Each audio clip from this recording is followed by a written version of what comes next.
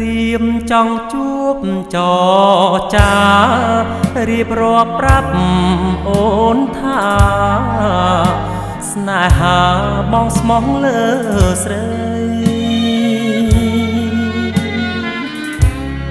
សូមមេត្តាត្រាប្រណីដល់ចិត្តដែលលោបបែកដីលើពិសីជាច្រើនខែឆ្នាំអូនដឹងទេបើហើយ យប់ថ្ងៃបងគេងព្រួយខ្លួនមួយយល់តែក្រៀមក្រំ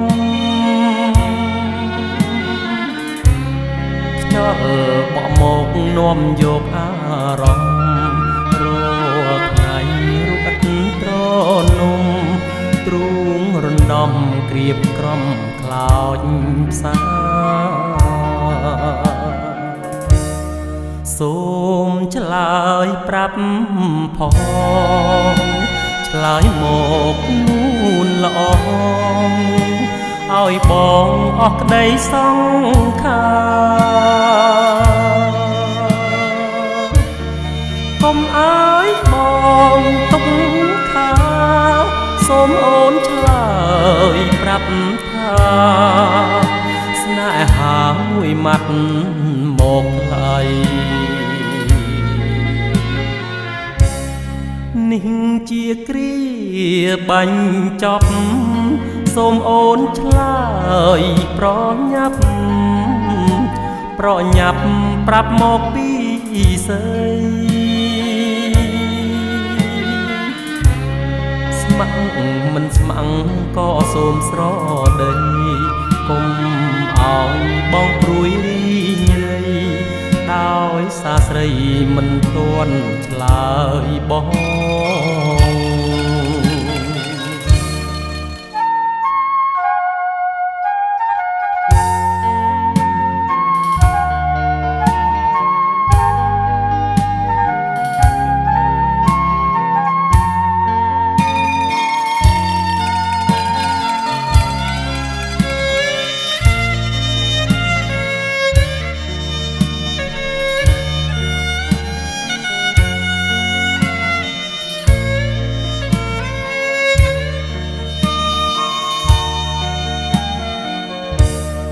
សូមឆ្លើយប្រាប់ផងឆ្លើយមកនួនល្អឲ្យបងអស់ក្តីសង្ខារកុំឲ្យបងទុកខាសូមអូនឆ្លើយប្រាប់ថា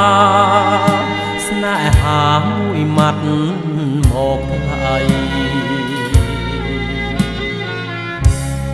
នេះជាគ្រាបាញ់ចប់សូមអូនឆ្លើយប្រញាប់ប្រាប់មកពីស្រីស្ម័គ្រមិនស្ម័គ្រក៏សូមស្រដីកុំ